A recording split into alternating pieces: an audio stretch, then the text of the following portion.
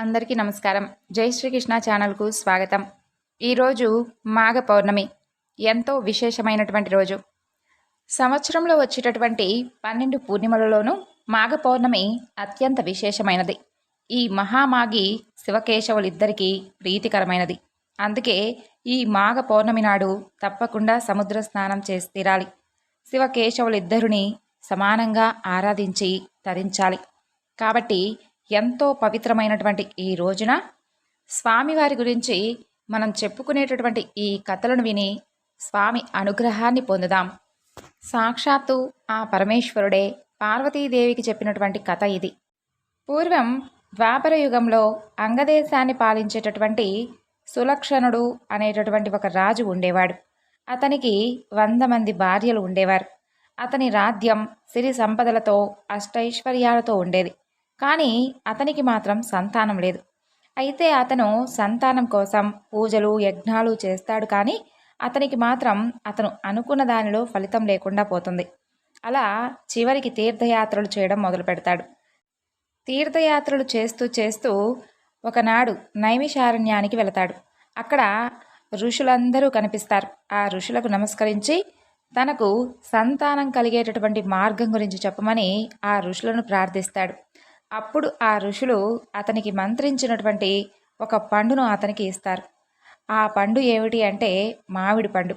దీనిని తీసుకొని వెళ్ళి నీ భార్యలకు తినిపించు, నీకు 100 మంది కుమారులు కలుగుతారు అని చెప్పి ఆ ఋషులు ఆశీర్వదిస్తారు. ఇక ఆ రాజు ఎంతో సంతోషించి వారికి కృతజ్ఞతలు చెప్పి తన రాజ్యానికి ఆ పండును తీసుకొని వెళతాడు. ఇక రాణులందరికీ తమకు సంతానం కలుగుతుందని చెప్పి అతను ఎంతో సంతోషిస్తాడు. ఆ రాజు వారికి పండును ఇవ్వడానికి ముందుగా విష్ణుమూర్తికి పూజ చేద్దామని చెప్పి మనసులో అనుకొని ఆ పండును తన గదిలో పెట్టి స్నానానికి వెళతాడు. అంతలో రాజు అటు వెళ్ళగానే అతని రెండవ భార్య ఎవ్వరికీ తెలియకుండా ఆ పండును తానే తినేస్తుంది. ఈ విషయం ఆమె ఎవ్వరికీ చెప్పలేదు.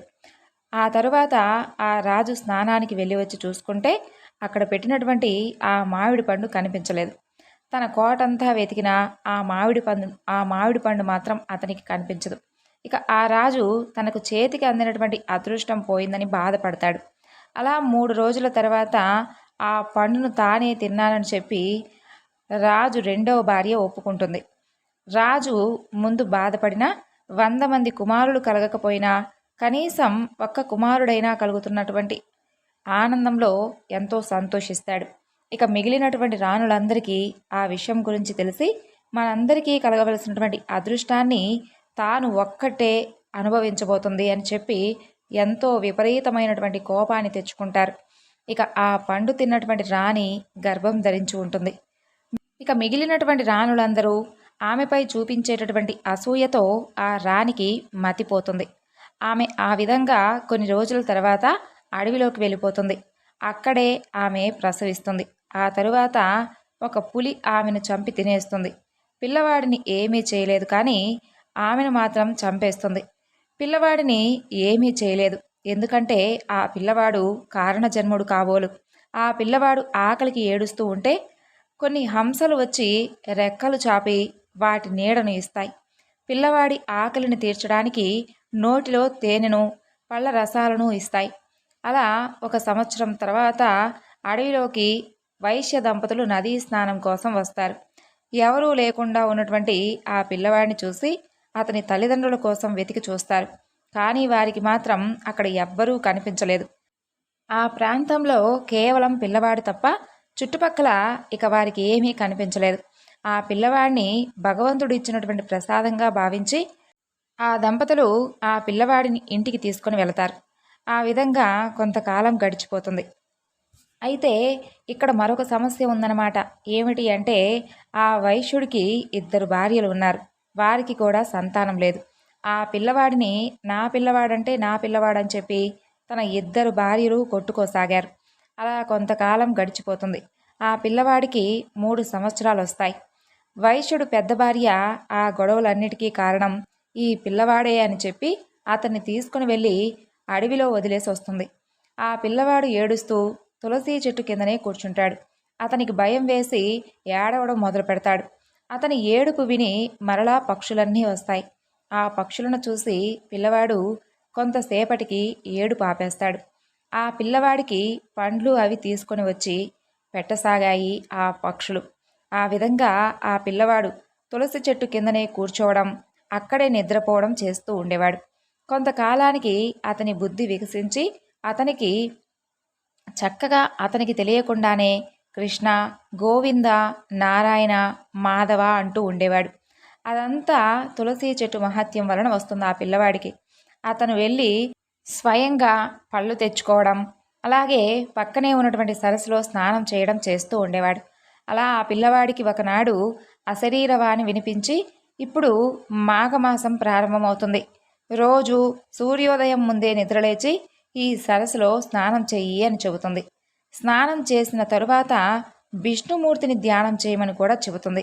ఆ పిల్లవాడు మాఘమాసం అంతా అదే విధంగా చేస్తాడు. శ్రీ మహావిష్ణువు ఆ పిల్లవాడికి దర్శనమిస్తాడు. నేను నీ తపస్సుకు మెచ్చాను, నీకు ఏం వరం కావాలో కోరుకోమని అడుగుతాడు. అప్పుడు ఆ పిల్లవాడు చిరకాలము నీ పాద సన్నిధిలో ఉండేటటువంటి అదృష్టాన్ని ప్రసాదించమని చెప్పి కోరుకుంటాడు. అందుకు శ్రీ మహావిష్ణువు అలాగే అని అంటాడు. కానీ ముందు నువ్వు భూమండలం అంతా పరిపాలించు, ఆ తరువాత తప్పకుండా నీవు అడిగినటువంటి కోరిక తీరుస్తాను అని చెబుతాడు. ఇప్పుడు నువ్వు నీ తండ్రి దగ్గరకు వెళ్ళు అని చెబుతాడు. ఇక శ్రీ మహావిష్ణువు తన సేవకుడైనటువంటి సనందుడిని పిలిచి ఈ పిల్లవాడిని అతని తండ్రి దగ్గర విడిచిపెట్టి రమ్మని చెప్పి జరిగిందంతా చెప్పమని చెబుతాడు. సనందనుడు ఆ పిల్లవాడిని తీసుకొని అతని తండ్రి అయినటువంటి సులక్షణుని దగ్గర తీసుకొని వెళ్ళి జరిగిందంతా వివరించి చెబుతాడు. ఆ విధంగా సులక్షణుడు అతని కుమారుని దగ్గరకు తీసుకొని ఎంతో సంతోషిస్తాడు. కుమారుడికి సుధర్ముడు అని పేరు పెడతారు. ఆ కుమారుడు విద్యాబుద్ధులు అన్నీ చక్కగా నేర్చుకుంటాడు. అతనికి యుక్త వయసు వచ్చాక సులక్షణ మహారాజు అతనికి రాజాభిషేకం చేసి తన 99 మంది భార్యలతో వానప్రస్థానానికి వెళ్ళిపోతాడు. ఇక సుధర్ముడు చాలా చక్కగా రాజ్య పరిపాలన చేస్తూ ఉండేవాడు. అంతేకాకుండా అతను జీవితాంతం మాఘస్నానం ఫలితాన్ని మాత్రం ఎప్పుడూ మర్చిపోకుండా ప్రతి సంవత్సరం చేస్తూ ఉండేవాడు. ఆ తరువాత విష్ణు సాన్నిధ్యాన్ని చేరుకున్నాడు. కాబట్టి ఓ పార్వతి, విన్నావా? మాఘస్నాన ఫలితం ఎంతటి ఫలితాన్ని ఇస్తుందో నీవే విన్నావు కదా అంటూ పరమేశ్వరుడు ఆ పార్వతీదేవికి చెప్పినటువంటి కథ ఇది. ఇక ఈరోజు మాఘ పౌర్ణమి, అలాగే శనివారం. ఎంతో విశేషమైనటువంటి ఈ రోజున వెంకటేశ్వర స్వామి వారి యొక్క వ్రతాన్ని ఆచరించి ఫలితాన్ని పొందినటువంటి ఒక భక్తుడి కథ గురించి తెలుసుకుందాం. పూర్వకాలమున మగధ సామ్రాజ్యంలో విష్ణుచిత్తుడు అనేటటువంటి శ్రీవారి ప్రియభక్తుడు ఉండేవాడు. అతనికి 9 మంది స్త్రీ సంతానం ఉంది. అయితే అతను ఎంతో చక్కని పాండిత్యం కలిగి ఉన్నా కూడా మిక్కిలి పేదరికంతో బాధపడుతూ ఉండేవాడు. విష్ణుచిత్తుని భార్య తారామతి. ఆమె కూడా ఎల్లప్పుడూ ఆ శ్రీమన్నారాయణుని యొక్క పాదపద్మములు యందే మనస్సును లగ్నం చేసి ఆ స్వామినే నిరంతరం ప్రార్థిస్తూ ఉండేది. అలా అప్పుడప్పుడు వివాహాది శుభకార్యాల పౌరోహిత్యమైనటువంటి కార్యక్రమాలలో దక్షిణగా వచ్చేటటువంటి కేవలం కొద్దిపాటి సొమ్ముతో అష్ట కష్టాలు పడుతూ సంసారం సాగిస్తూ ఉంటారు ఆ దంపతులు. ఇటు చూస్తే కుమార్తెలకు యుక్త వయసు సమీపించి ఉంటుంది. తారామతికి ఎప్పుడూ వీరి వివాహం ఏ విధంగా జరిపించాలా అనేటటువంటి చింతతో ఆ శ్రీనివాసున్నే ప్రార్థిస్తూ కాలం వెళ్ళబుచ్చుతూ ఉండేది. ఓ శ్రీనివాస భక్తులారా, ఆశ్రిత జనరక్షకుడైనటువంటి ఆ వెంకటేశ్వర స్వామి వారికి తన భక్తులపై అపారమైనటువంటి ప్రేమ ఉందని మనందరికీ తెలిసినటువంటి విషయమే కదా. ఆనాడు మాఘ పౌర్ణమి ఉదయాన్నే ఒక వృద్ధ బ్రాహ్మణుడు విష్ణుచిత్తుని ఇంటి తలుపు తడతాడు. అయ్యా, నేను వంగదేశపు వాసిని. ఒక యజ్ఞం నిమిత్తం ఇటుగా వెళుతూ దారి మధ్యలో ఈ దేశానికి వచ్చాను. దయచేసి ఈ ఒక్కరోజంటే ఈ ఒక్కరోజు మీ ఇంట్లో కనుక నన్ను ఉండనిస్తే తిరిగి రేపు ఉదయాన్నే నా దారిన నేను వెళ్ళిపోతాను అంటూ విష్ణుచిత్తుణ్ణి అర్థిస్తాడు. అందుకు విష్ణుచిత్తుడు, స్వామి, అంతకు మించినటువంటి అదృష్టం మాకేముంటుంది చెప్పండి. అసలు అతిథి అంటేనే సాక్షాత్తు ఆ శ్రీమన్నారాయణుడితో సమానమని చెప్పి మన పురాణాలే ఘోషిస్తున్నాయి కదా. కాబట్టి తమరు ఎటువంటి సంకోచము లేకుండా మా ఇంట్లో తప్పకుండా ఉండవలసింది అని చెప్పి ఆ వృద్ధ బ్రాహ్మణుని లోపలికి తీసుకుని వెళ్ళి సపర్యలు గావిస్తాడు. ఆ రోజు మధ్యాహ్నం భోజనానంతరం ఆ వృద్ధ బ్రాహ్మణుడు తారామతితో ఇలా అంటాడు. ఏమమ్మా, చాలా దిగులుగా ఉన్నావు, ఏమైంది? ఏమిటి నీ బాధ? ఎలాంటి సంకోచము లేకుండా నాతో చెప్పమ్మా అని అంటాడు. అందుకు తారామతి, స్వామి, తమర్ని చూస్తూ ఉంటే మహా తపస్సంపన్నులాగా తేజస్సులో సాక్షాత్తు ఆ వైకుంఠవాసుని మాదిరిగా ఉన్నారు. ఇక మీ వద్ద దాచడానికి ఏమీ లేదు. నా మనోవ్యదంతా నా బిడ్డల వివాహం గురించి మాత్రమే అని చెప్పి విన్నవిస్తుంది. అప్పుడు ఆ విప్రోత్తముడు చిరునవ్వు నవ్వి, తల్లి, నీ బాధను నేను గ్రహించాను. నీ కష్టాలన్నీ తొలగిపోయి నీ కుమార్తెలకు శుభప్రదంగా వివాహం కాగలుటకు ఒక అద్భుతమైనటువంటి వ్రతాన్ని మీకు చెబుతాను. ఈ వ్రతాన్ని ఆచరించిన మీ కష్టాలన్నీ ఈడేరి భోగభాగ్యాలతో తులతూగుతారు. వెంకటేశ్వర వ్రతం అనేటటువంటి ఈ వ్రతం ఎంతో సులభతరమైనదని చెప్పి ఆ వ్రత విధానం అంతా కూడా ఆ దంపతులకు వివరిస్తాడు. ఆ తరువాత విష్ణుచిత్రుడు, స్వామి, మహా సంతోషం, ఇంతకు మించినటువంటి మహాభాగ్యం ఏముంటుంది అసలు? ఎన్నో రోజులెందుకు, శుభస్య శీఘ్రం అని అన్నారు కదా మన పెద్దలు. కాబట్టి ఈరోజు మాఘ పౌర్ణమి, ఎంతో శుభదినం. ఈరోజే తమను సెలవిస్తే వెంకటేశ్వర వ్రతాన్ని తప్పకుండా ఆచరిస్తాను అని చెప్పి విష్ణుచిత్తుడు తారామతి దంపతులు తమ కుమార్తెలందరితో కలిసి ఆ రోజు సాయంకాలానే బంధుమిత్రులందరినీ ఆహ్వానించి వెంకటేశ్వర వ్రతాన్ని అత్యంత భక్తి శ్రద్ధలతో యథాశక్తిగా ఆచరిస్తారు. అలా వచ్చినటువంటి భక్తులందరూ ఆ వ్రతం పూర్తయిన తరువాత తీర్థ ప్రసాదాలను స్వీకరించి వారి వారి గృహాలకు వెళ్ళిపోతారు. అప్పుడు విష్ణుచిత్తుల వారు భార్యా సమేతంగా ఆ బ్రాహ్మణోత్తమునికి పాద నమస్కారం చేస్తారు. తమ దంపతులను ఆశీర్వదించవలసిందిగా వేడుకుంటారు.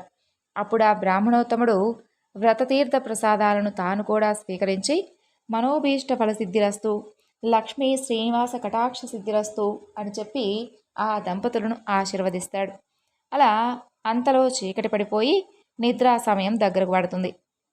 అప్పుడు విష్ణుచిత్రుడు ఆ బ్రాహ్మణుడికి ఒక చిరిగిపోయినటువంటి దుప్పటిని ఇచ్చి కన్నీళ్ల పర్యంతంగా, స్వామి, కడు పేదవాడినైనటువంటి నా వద్ద ఇంతకు మించి మంచి దుప్పటి లేనేలేదు.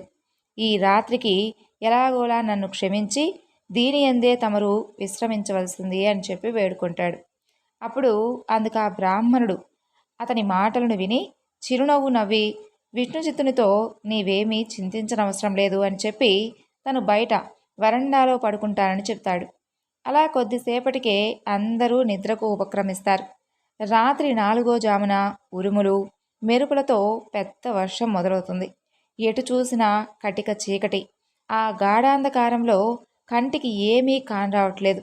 విష్ణుచిత్తునికి బయట ఆ గాఢాంధకారంలో ఏమీ కనిపించక ఎప్పుడెప్పుడు తెల్లవారుతుందో, పాపం ఆ ముసలి బ్రాహ్మణుడు బయట ఎలా ఉన్నాడో అని చెప్పి బెంగగా ఉంటుంది.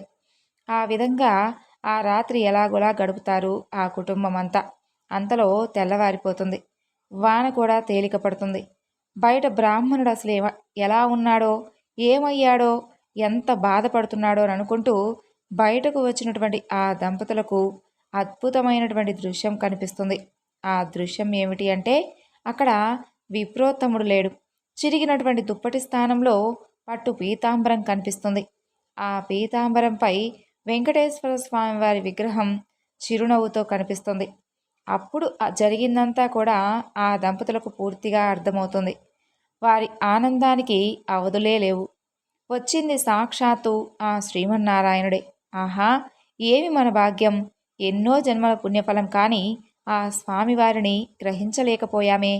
చివరికి చినిగినటువంటి దుప్పటిని ఇచ్చానే అంటూ తలుచుకొని మరి స్వామివారి విగ్రహాన్ని కళ్ళకద్దుకొని ఇంట్లోకి వస్తారు. ఇంట్లోకి రాగానే ఇల్లంతా స్వర్ణమయంగా కనిపిస్తుంది. ఎటు చూసినా ధనరాశులే. ఆహా, వెంకటేశ్వర స్వామి వారి వ్రతకల్ప మహత్యం వలన ఇదంతా జరిగింది అని చెప్పి ఆ స్వామిని అనేక విధాలుగా స్తుతిస్తారు.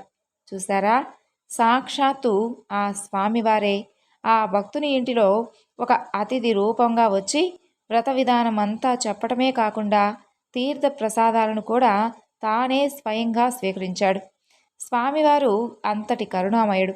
ఎవరైతే భక్తి శ్రద్ధలతో ఈ వ్రతాన్ని ఆచరిస్తారో, ఈ వ్రతకథలను వింటారో వారింటికి స్వామివారే స్వయంగా ఏదో ఒక రూపంలో తప్పకుండా వస్తాడు.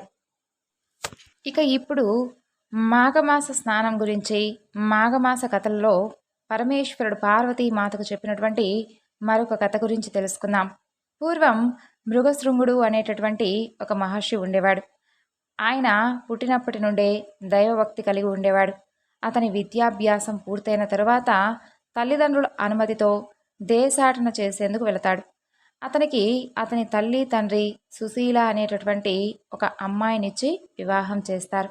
అయితే సుశీలకు 2 స్నేహితులు ఉండేవారు. వారు కూడా మృగశృంగుడు దగ్గరకు వచ్చి, మేము మా స్నేహితురాలని వదిలి ఉండలేము, కాబట్టి మమ్మల్ని కూడా వివాహం చేసుకోండి అని అడుగుతారు. అందుకు మృగశృంగుడు ఒప్పుకోలేదు. ఒకరినే వివాహం చేసుకోవాలి, నేను అలా చేయలేను అని చెప్పి వారికి చెప్పేస్తాడు. ఇక సుశీల స్నేహితులు వెళ్ళి బ్రాహ్మణ పండితులను అడుగుతారు. వారు వచ్చి, మృగశృంగ, ఆడపిల్లలు తమంతట తామే వచ్చి మమ్మల్ని వివాహం చేసుకోమని అడిగితే ఏమాత్రం తప్పులేదు, కాబట్టి నువ్వు వీరిని కూడా వివాహం చేసుకోమని చెప్పి మృగశృంగుణ్ణి ఒప్పిస్తారు. అదే వివాహంలో మిగతా 2 కూడా వివాహం చేసుకుంటారు. వీరు 4 చాలా చక్కగా సంతోషంగా జీవితాన్ని గడుపుతూ ఉండేవారు. వీరిలో ముందుగా సుశీల గర్భం ధరిస్తుంది. మృకండు అనేటటువంటి ఒక కుమారుడు కలుగుతాడు. ఆ తరువాత వారిద్దరికీ కూడా సంతానం కలిగితే మృకండు పెద్ద కుమారుడు అవడం వలన 3 తల్లులు ఎంతో ప్రేమగా పెంచుతారు. ఇక మృకండు కూడా బాల్యం నుండి దైవభక్తి, పెద్దల పట్ల వినయము, విద్య, ఆసక్తిగా ఉండేవాడు. అతనికి యుక్త వయసు వచ్చిన తర్వాత మరుద్వతి అనేటటువంటి కన్యకు ఇచ్చి వివాహం చేస్తారు. అలా కొన్నాళ్లకు మృగశృంగుడికి వైరాగ్యం కలిగి భార్యలతో వానప్రస్థ ఆశ్రమాన్ని స్వీకరిస్తాడు. మృకండుడికి ఇంటి బాధ్యతలను అప్పగిస్తాడు. అయితే ఎంతకాలమైనా మృకండుడికి మాత్రం సంతానం కలగలేదు. అందుకు విచారిస్తూ ఉండేవాడు. అక్కడ ఉన్నటువంటి మునులు, ఋషులు కాశీకి వెళ్ళి విశ్వనాథుణ్ణి దర్శనం చేసుకోమని సలహా ఇస్తారు. ఇక మృకండు తన కుటుంబానంతటినీ తీసుకొని కాశీకి ప్రయాణమవుతాడు. కాశీలో మణికర్ణికాలో స్నానమాచరించి విశ్వనాథుని దర్శనం చేసుకుంటాడు. మరుద్వతి, మృకండు సంతానం కోసం అక్కడే ఉండి తపస్సు చేయసాగారు. అలా కొంతకాలానికి మృగశృంగుడు, అతని భార్యలు శైవైక్యం చెందుతారు. సంతానం కోసం చాలా కాలం తపస్సు చేస్తారు. ఆ తరువాత శివపార్వతులు ప్రత్యక్షమవుతారు. మృకండు సంతోషించి తనకు సంతానాన్ని ప్రసాదించమని ప్రార్థిస్తారు. అప్పుడు పరమేశ్వరుడు, మృకండా, నీకు సంతాన యోగం లేదు, కానీ నువ్వు చేసినటువంటి తపస్సుకు నీకు సంతానాన్ని ప్రసాదిస్తున్నాను.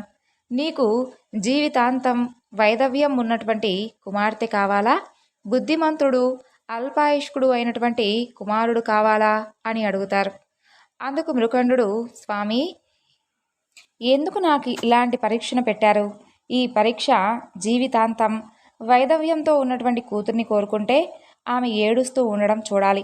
అది నా వల్ల కాదు. బుద్ధిమంతుడైనటువంటి అల్పాయుష్కుడైనటువంటి కుమారుణ్ణి ప్రసాదించండి అని మృకండు అడుగుతాడు. శివపార్వతులు తదాస్తు అని వెళ్ళిపోతారు. కొంతకాలానికి మరుద్వతికి సంతానం కలుగుతుంది.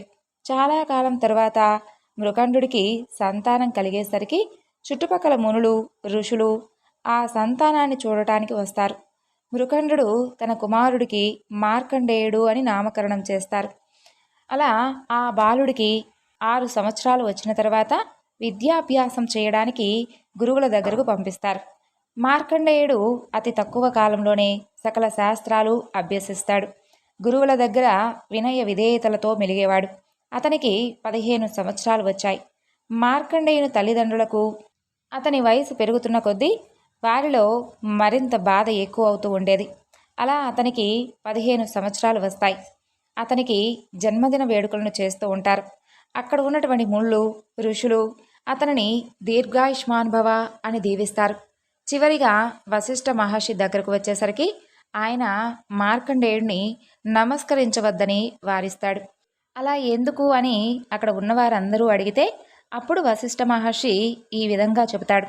ఇతనికి పరమేశ్వరుడు 16 సంవత్సరాలు మాత్రమే ఆయుష్ను ఇచ్చాడు. ఇతని ఆయుష్ ఇంకో సంవత్సరం మాత్రమే ఉంది.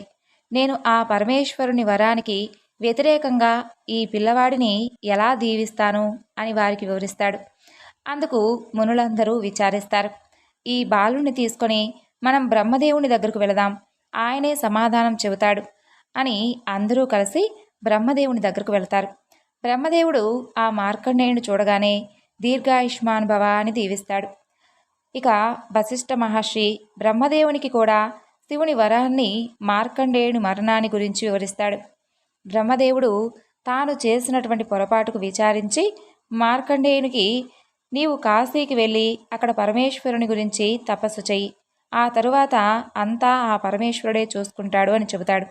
ఇక మార్కండేయుడు తన తల్లిదండ్రుల దగ్గరకు వచ్చి బ్రహ్మదేవుని ఆజ్ఞను వివరించి తాను కాశీకి వెళుతున్నాను అని చెబుతాడు. మార్కండేయుని తల్లిదండ్రులు కూడా మేము కాశీకి వస్తాము అని చెప్పి అతనితో పాటుగా కాశీకి వెళతారు. మార్కండేయుడు విశ్వనాథుడికి దర్శనం చేసుకొని అక్కడికి దగ్గరలో ఆలయాన్ని నిర్మించుకొని పరమేశ్వరుని పూజించడం మొదలు పెడతాడు. అలా సంవత్సరం గడిచిపోతుంది. మార్కండేయునికి 16 సంవత్సరాలు వస్తాయి. యమధర్మరాజు యమభటులను పిలిపించి మార్కండేయుడిని ప్రాణాలు తీసుకొని రమ్మని చెప్తారు. యమభటులు మార్కండేయుని దగ్గరకు రాలేకపోతారు. ఆ యమభటులు యమధర్మరాజు దగ్గరకు వెళ్ళి మార్కండేయుని దగ్గరకు వెళ్ళలేకపోతున్నాం స్వామి, అతనిని ఏదో తేజస్సు కాపాడుతూ ఉంది అని చెప్పి వివరిస్తారు. యమధర్మరాజు మార్కండేయుని దగ్గరకు వచ్చి యమపాశాన్ని విసురుతాడు. ఆ పాశం దెబ్బకు భయపడిపోయి మార్కండేయుడు శివలింగాన్ని కౌగిలించుకొని శివశివ అని ప్రార్థిస్తూ ఉంటాడు. అప్పుడు యమధర్మరాజు మరలా పాశం వేసేసరికి అది మార్కండేయునికి శివలింగానికి చుట్టుకుంటుంది. శివలింగం నుండి పరమేశ్వరుడు రౌద్రాకారంతో బయటకు వచ్చి యమధర్మరాజుతో ఎడమ కాలితో తన్ని త్రిశూలాన్ని పైకెత్తుతాడు. దానితో భయపడినటువంటి యమధర్మరాజు తనను క్షమించమని చెప్పి పరమేశ్వరుని ప్రార్థిస్తాడు. అప్పుడు పరమేశ్వరుడు శాంతించి యమధర్మరాజును అక్కడి నుండి పంపించేస్తాడు. మార్కండేయుడికి నీకు చిరంజీవివై వర్ధిల్లుగాక అనేటటువంటి వరాన్ని ఇచ్చి స్వామి కూడా అంతర్ధానమవుతాడు. ఇక మార్కండేయుడు ఎంతో సంతోషించి తన తల్లిదండ్రులకు జరిగినటువంటి విషయమంతా చెబుతాడు. ఇక వారు కూడా తన కుమారుడికి అకాల మృత్యువు తొలగిపోయినందుకు చిరంజీవి అయినందుకు ఎంతో సంతోషిస్తారు. ఈ విధంగా మార్కండేయుడు పరమేశ్వరుని అనుగ్రహాన్ని పొంది చిరంజీవిత్వాన్ని పొందాడు. మనకు కూడా ఆ శివకేశవుల అనుగ్రహం కలగాలని మరొకసారి ఆ స్వామిని వేడుకుంటూ ఈ వివరణను ఇంతటితో ముగిస్తున్నాను. మరొక చక్కని వివరణతో మరలా కలుసుకుందాం. అంతవరకు నమస్కారం.